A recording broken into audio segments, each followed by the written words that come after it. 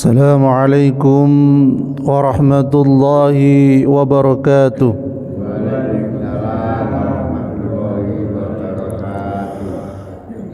إن الحمد لله نحمده ونستعينه ونستغفره ونعوذ بالله من شرور أنفسنا ومن سيئات أعمالنا. أشهد أن لا إله إلا الله وحده لا شريك له وأشهد أن محمدا عبده ورسوله. أما بعد، ولقد خلقناكم ثم صورناكم ثم قلنا للملائكة اسجدوا لآدم فسجدوا إلا إبليس لم يكن من الساجدين. قال ما منعك ألا تسجد إذ أمرتك؟ قال أنا خير منه خلقتني من نار وخلقته من طين. قال فاهبط منها فما يكون لك أن تتكبر فيها فاخرج إنك من الصاغرين. أعوذ بكلمات الله التامة من كل syaitan وهامة. Bapak Ibu sekalian yang dirahmati Allah, bersyukur kita kepada Allah Subhanahu wa taala atas segala nikmat yang diberikan kepada kita sekalian. Nikmat iman, nikmat kesehatan, nikmat kita masih bisa beribadah kepada Allah Subhanahu wa taala. Marilah dengan nikmat ini senantiasa kita bersyukur kepada Allah Subhanahu wa taala dengan segala rendah hati, dengan segala ketawaduan, agar nikmat yang kita rasakan menjadi nikmat yang penuh dengan keberkahan menuju ketakwaan kepada Allah Subhanahu wa taala. Amin ya rabbal alamin. Tanpa rendah hati berarti seorang muslim itu dikatakan sombong. Apa sombong menurut Islam? Sombong itu adalah menolak kebenaran dan meremehkan orang lain. Sombong ini suatu sifat yang dibenci oleh Allah Subhanahu wa taala. Karena yang pantas untuk sombong hanya Allah Subhanahu wa taala. Makhluk sekuat apapun, sekaya apapun, haram, tidak diperbolehkan untuk bersifat sombong. Di dalam Al-Quran disampaikan, wala tusair khaddaka linnasi wala tamshi fil ardi maraha innallaha la yuhibbu kulla mukhtalin fakhur.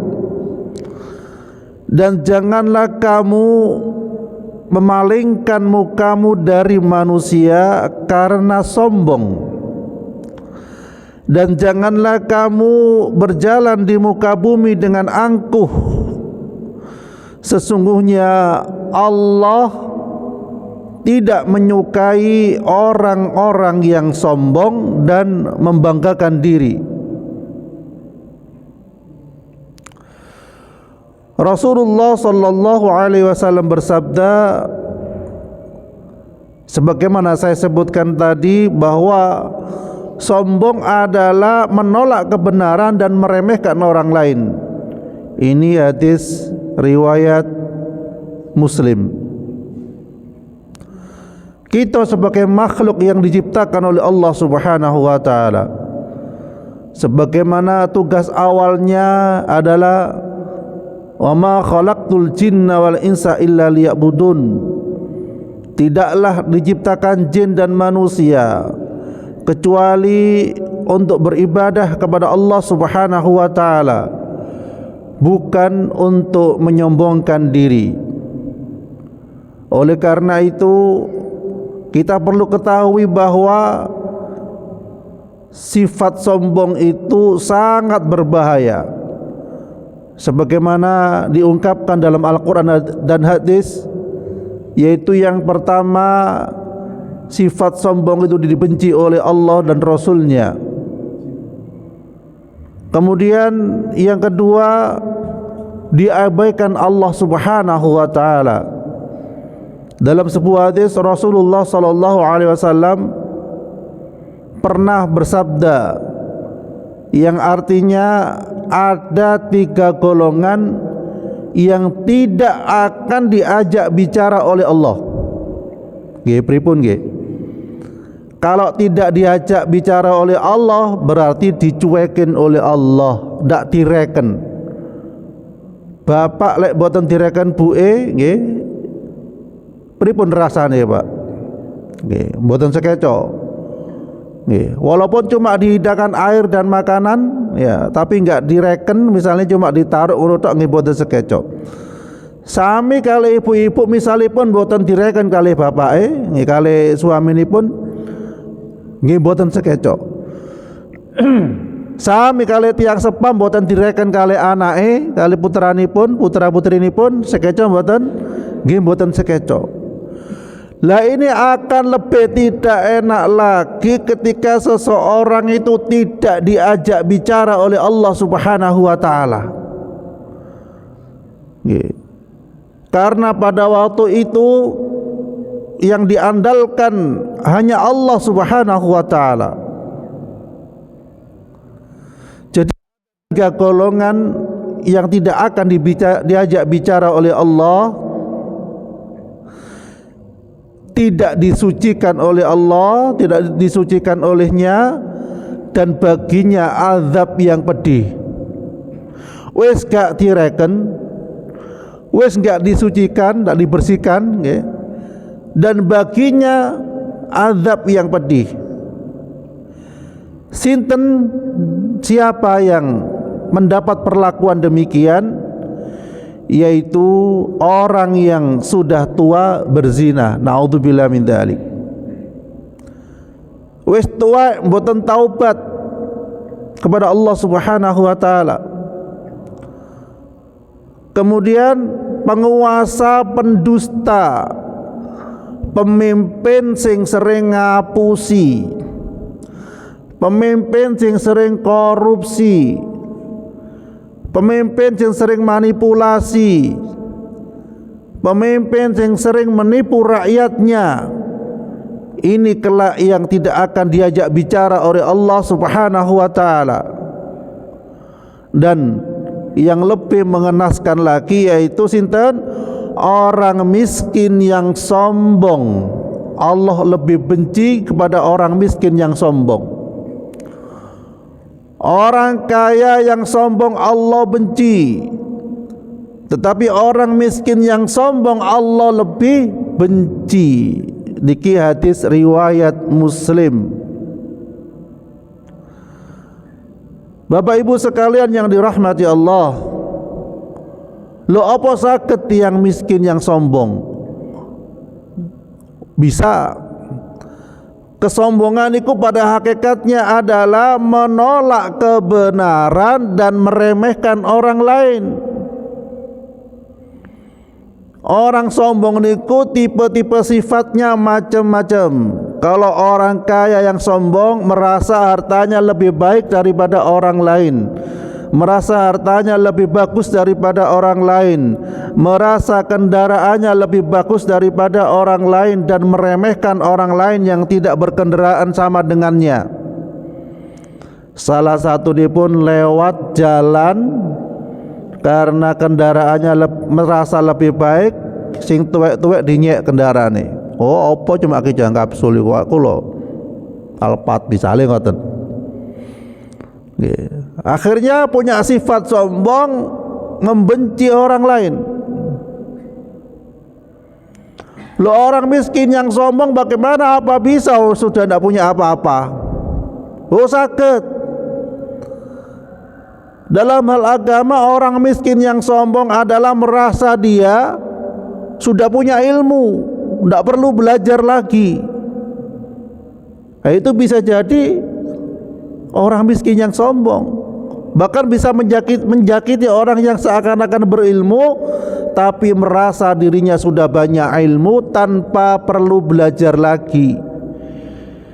Padahal menuntut ilmu sampai ke akhirat itu adalah sampai kita diwafatkan oleh Allah Subhanahu wa taala. Bukan sekedar selesai kuliah, selesai mondok, selesai mboten. Para ulama terdahulu terus menuntut ilmu, terus belajar dari ulama satu ke ulama yang lainnya, sehingga dia semakin tunduk kepada Allah Subhanahu wa taala.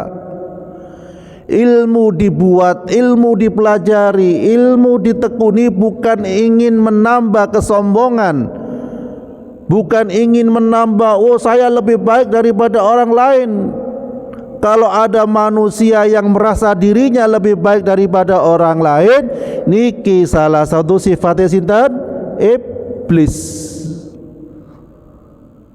Iblis disuruh sujud kepada Adam pada waktu itu, dia tidak mau karena merasa dirinya lebih baik daripada Adam, karena dirinya merasa lebih senior daripada Adam, sampai mengatakan dia khalaqtani min nar wa khalaqtahu min tin. Saya diciptakan dari api sedangkan Adam dari tanah, sehingga dia enggak mau sujud kepada Adam. Itulah salah satu sifat kesombongan yang dimulai dari iblis. Oleh karena itu Allah Subhanahu wa taala tidak akan mengajak bicara kepada orang pendusta, orang tua yang berzina, dan orang miskin yang sombong. Siapapun dia, kaya miskin, ketika menolak kebenaran itu berarti sombong. Ketika meremehkan orang lain berarti sombong. Surga tiketnya itu bukan karena harta yang melimpah. Surga tiketnya itu bukan karena kedudukan dan jabatan, tapi surga tiketnya itu adalah bagi hamba Allah yang bertakwa. Surga itu didapatkan bukan karena orang itu terkenal. Surga itu bukan didapatkan karena orang itu dielu-elukan oleh manusia, dipuji-puji oleh manusia, tapi surga itu didapatkan oleh orang yang rendah hati dan tidak sombong. Ya lihat. Jadi itu. Kemudian yang ketiga adalah bahaya sombong itu menjadi makhluk yang hina. Makhluk yang hina itu yang tidak berharga. Allah Subhanahu wa taala berfirman yang artinya, orang-orang yang bersikap sombong di muka bumi tanpa alasan yang benar, mereka akan aku palingkan dari kebenaran, sehingga mereka tidak dapat memahami bukti-bukti kekuasaanku. Sekalipun orang-orang yang sombong itu menyaksikan bukti-bukti kekuasaanku, mereka tidak mau beriman. Jika mereka melihat jalan sesat, justru mereka mau mengikutinya. Begitulah karakter orang-orang yang sombong. Mereka telah mendustakan agama kami dan mereka telah melalaikan bukti-bukti kekuasaan kami. Quran surat Al-A'raf ayat 146. Jadi orang-orang yang sombong itu sulit untuk mendapatkan kebenaran. Orang-orang yang sombong itu sulit untuk merasakan dahsyatnya ayat-ayat Allah. Orang yang sombong itu sulit untuk mencermati kehidupan. Orang yang sombong itu kadang karena merasa dirinya lebih baik, lebih benar daripada orang lain, sehingga dia tidak mau introspeksi diri. Niku tiyang ingkang sombong. Berat yang ingkang sombong itu.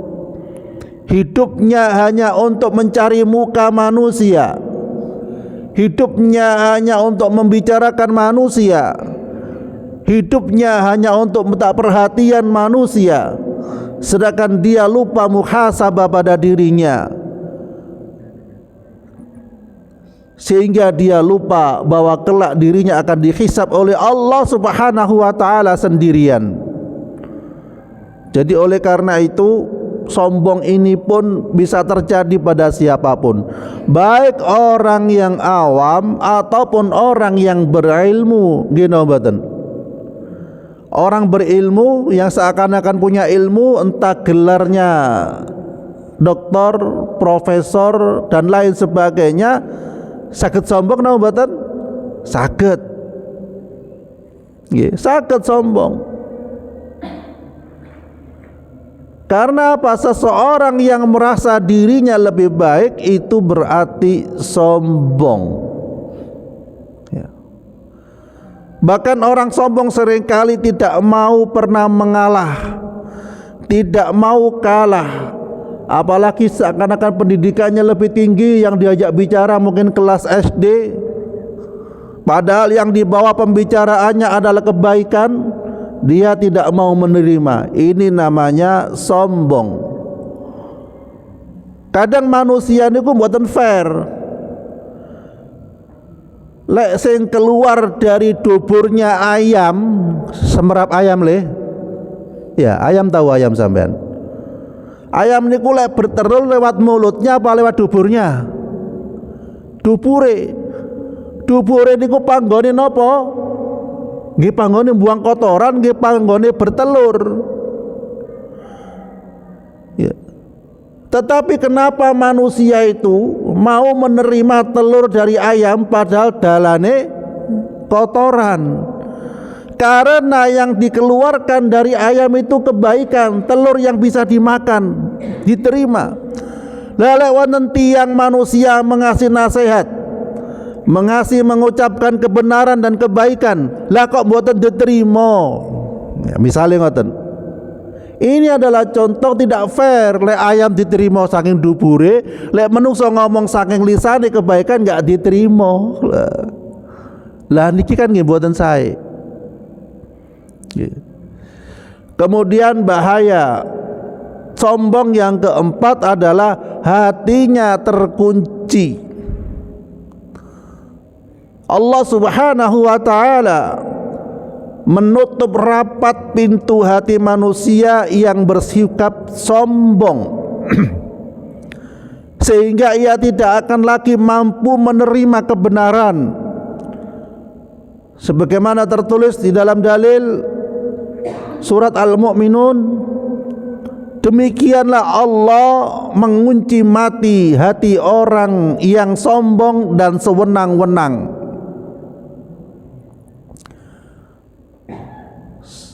Kemarin saya mendengarkan ceramah seorang ustadz. Sambil perjalanan naik kendaraan, kita mendengarkan ceramah. Dalam ceramah itu disampaikan kenapa sih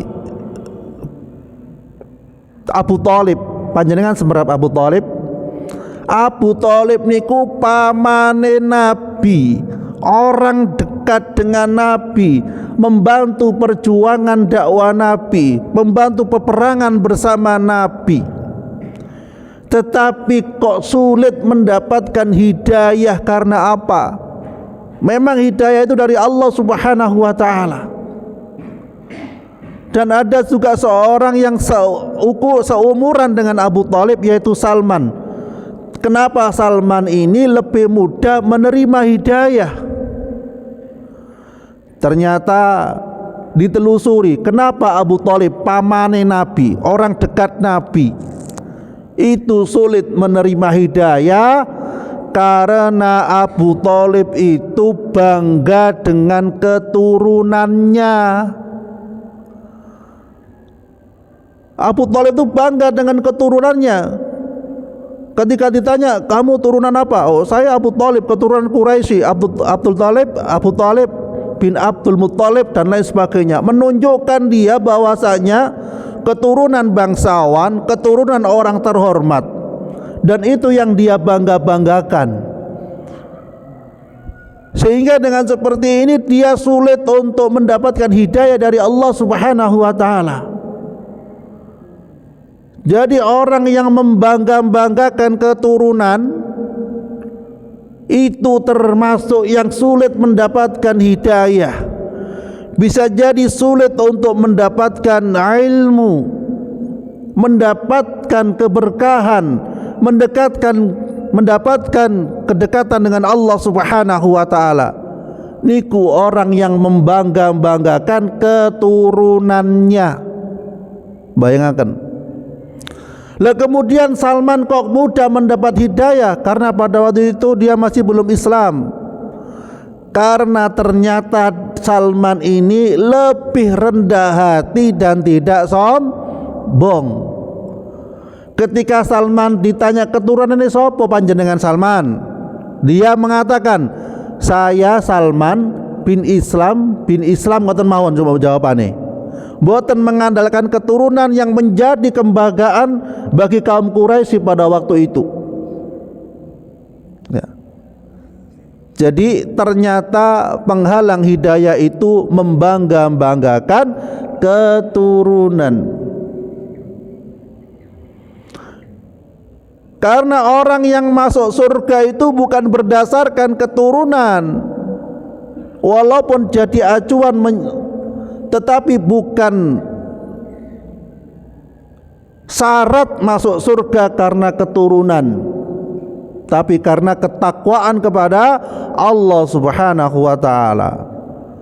Kemudian yang kelima adalah bahayanya sombong itu nopo? Menjadi pengikut iblis. Ya.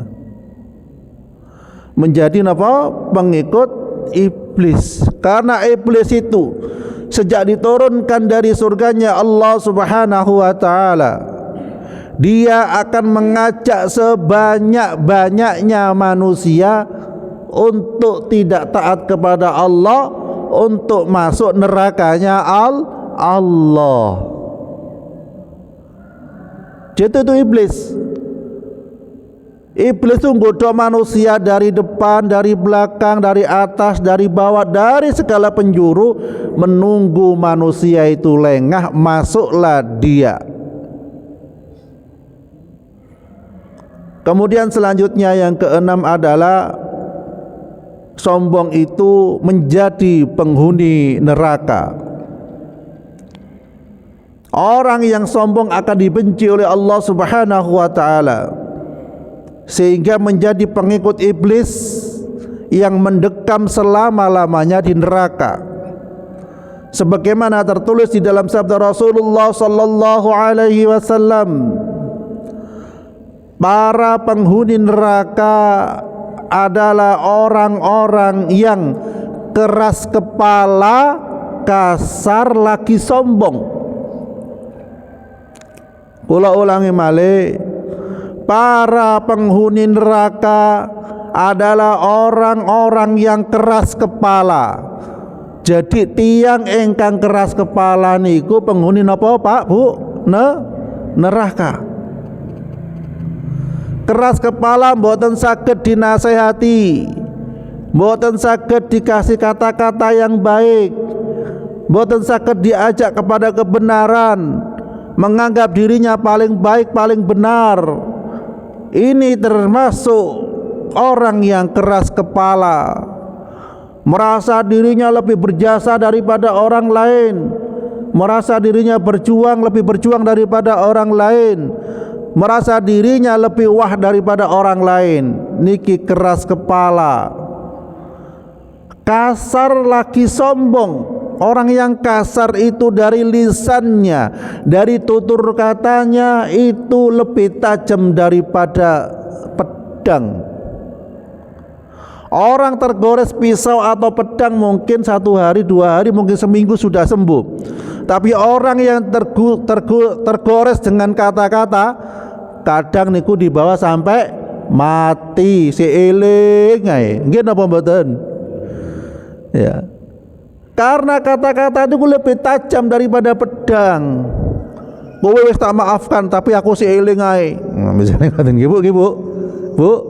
Nah. Kalau ingataken malih nggih, daripada isine ati kita isine pikiran kita numpuk kata-kata sakit hati orang lain, dan itu jadi penyakit, boyoen, ngeleplengen, pusing, lebih baik kita hilangkan dengan banyak istighfar kepada Allah Subhanahu wa taala. Orang yang kasar dan sombong tadi dibenci oleh Allah Subhanahu wa taala. Oleh karena itu kita mohon pada Allah agar kita niki diberi lisan ingkang sae, lisan ingkang selalu memaafkan orang lain, lisan yang selalu mengatakan kebaikan daripada kebencian, lisan yang selalu mengatakan kalimatullah, istighfar, subhanallah. Ya, Maha suci Allah, selalu mensucikan Allah Subhanahu wa taala agar kita niku disayang Allah dan tidak sombong.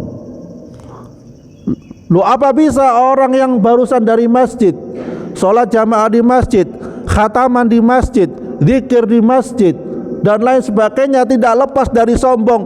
Bisa saja sombong. Lo kok sakit? Karena setan itu tidak ingin manusia itu numpuk pahala. Karena setan itu tidak ingin manusia masuk surga, sehingga orang yang beribadah berjuang di jalan Allah pun dimasuki sifat-sifat sombong, berusaha digoda oleh iblis. Loh ya apa carane kok digoda? Aku wis ngaji di masjid, aku wis sholat di masjid, aku majelis ilmu di masjid, aku baca Quran khataman di masjid dan lain sebagainya. Ketika keluar dari masjid, bisa saja setan itu nggoda dengan cara kamu lebih baik daripada yang lain. Kamu datang ke masjid jam 12 malam, pulang jam 7 pagi, liyane sik turu. Lah niku carane setan nggoda menungso supaya pahalai habis. Oleh karena itu, walaupun majelis ilmu, walaupun khataman Quran, walaupun ibadah sholat 5 waktu di masjid, kita jangan lupa, apalagi ketika habis majelis ilmu, kita dianjurkan doa kafaratul majlis. Napa kafaratul majlis itu? Dendo majlis. Kok iso didendo? Wis membicarakan kebaikan di majelis kok iso didendo? Khawatir dalam majelis niku wonten kata-kata yang tidak baik. Khawatir di majelis niku wonten kata-kata menyinggung orang lain. Khawatir di majelis itu ada kata-kata yang menyakiti orang lain. Makanya dalam majelis mantun pengajian, ya mantun majelis ilmu, kita dianjurkan baca napa? Doa kafaratul majelis. Napa tungane? Subhanakallahumma wa bihamdik asyhadu an la ilaha illa anta astaghfiruka wa atubu ilaik. Nggih mboten? Kan mos ngoten nggih. Napa artosipun? Ya Allah, Maha suci Engkau ya Allah, dan segala puji bagimu ya Allah. Asyhadu an la ilaha illa anta, saya bersaksi bahwasanya tiada ilah, tiada Tuhan, tiada Rob selain Engkau ya Allah. Astaghfiruka wa atubu ilaik, ampunilah aku ya Allah, ya, aku mohon ampunan padamu ya Allah, dan saya bertobat kepadamu ya Allah. Niki dungane mantun menuntut ilmu, mantun pengajian, mantun khataman, ya, mantun kita melakukan pembicaraan. Jadi bayangkan.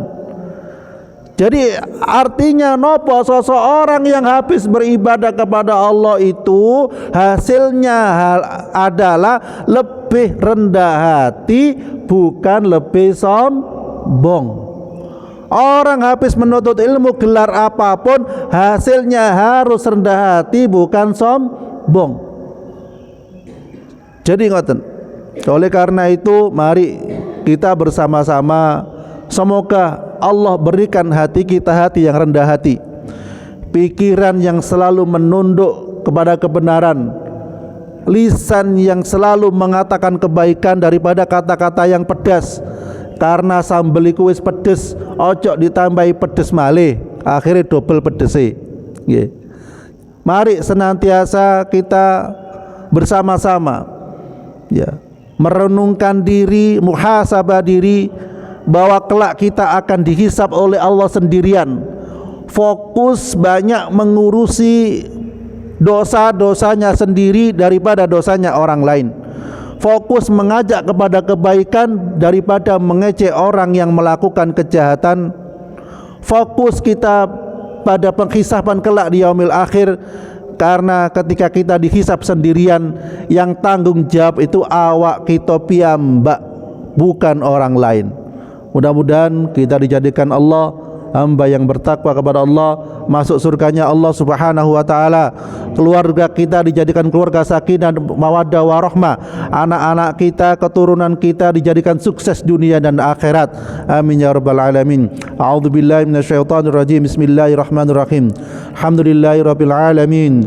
Qulillahumma malikal mulki tu'til mulka man tasha wa tanzi'ul mulka mimman tasha wa tu'izzu man tasha wa tudhillu man tasha biyadikal khair innaka ala kulli syai'in qadir. Tulijul laila fin nahari wa tulijul nahara fil lail wa tukhrijul hayya minal mayyiti wa tukhrijul mayyita minal hayy wa tarzuqu man tasha'u bighairi hisab. Allahumma innaka ta'lamu anna hadhihi alqulub qad istama'at ala mahabbatik waltaqat ala ta'atik wa tawahadat ala da'watik wa ta'ahadat ala nusrati syari'atik wa waffiqillahumma rabitataha wa adimud dawadiya subulaha wa amla'a binurika alladhi la yakhbu washra suduraha bifaydil imani bik wa jamili tawakkuli alaik wa ahyiha bima'rifatik wa amita ala syahadati fi sabilik innaka ni'mal maula wa ni'man nasir. Rabbana hab lana min azwajina wa dhurriyyatina qurrata a'yun waj'alna lil muttaqina imama. Rabbi ij'alna muqimas salati wa min dhurriyyatina rabbana wa taqabbal du'a. Rabbana atina fid dunya hasanah wa fil akhirati hasanah wa qina adzaban nar. Wa sallallahu ala sayyidina Muhammad wa ala alihi wa sahbihi wa sallim walhamdulillahi rabbil alamin. Amin.